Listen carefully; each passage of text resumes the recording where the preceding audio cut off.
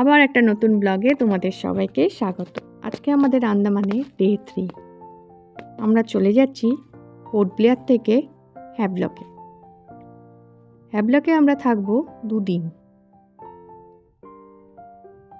এই দেখো, এটা আমাদের রিসর্ট। এখানে ফার্স্টে আমরা চেক ইন করে তারপর রেডি হয়ে চলে গেছিলাম কালাপাত্থার বিচ। কালাপাত্থার বিচ অপূর্ব সুন্দর, জলের রঙটা দেখে মন ভরে যাবে। ওখান থেকে আমরা চলে গেছি Radhanagar beach. Radhanagar beach basically স্নান করার জন্য। পরের দিন সকাল 6টায় আমাদের স্কুবার স্লট বুক করা ছিল।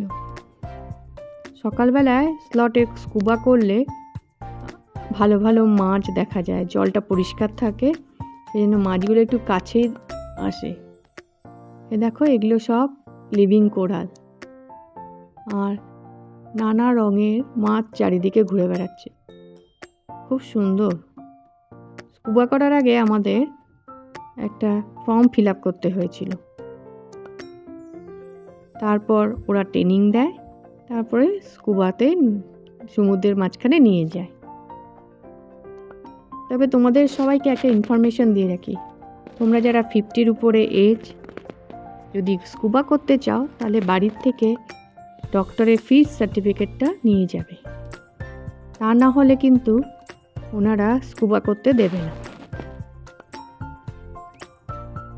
দেখো কি সুন্দর মাছগুলো ভেসে বেড়াচ্ছে জলের মধ্যে, যেন মনে হচ্ছে অ্যাকোরিয়ামের ভিতরে দেখছি।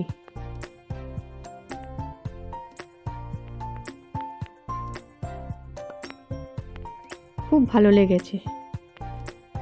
স্কুবা শেষ হয়ে আমরা হোটেলে আমাদের রিসর্টে ফিরে গেছিলাম। রিসর্টে গিয়ে আমরা ব্রেকফাস্ট করে একটু ফ্রেশ হয়ে তারপর আমাদের যেতে হয়েছিল এলিফ্যান্টা বিচ। এটা হচ্ছে এলিফ্যান্টা বিচ। এখানে দেখার তেমন কিছু নেই, তবে এখানে ওয়াটার অ্যাক্টিভিটিতেই ভর্তি। এই দেখো, আমরা ব্যানানা রাইডস করেছিলাম, অক্টোপাস, ব্যানানা, আরও অনেক রকম রাইডস আমরা এখানে করেছি। তবে সবগুলো ভিডিও না তোলা হয়নি, ভুলে গেছি। কিছু ফটো তোমাদের সাথে শেয়ার করলাম। যদি আমার এই ভিডিওটা তোমাদের ভালো লাগে তাহলে লাইক আর সাবস্ক্রাইব করে আমার পাশে থেকো।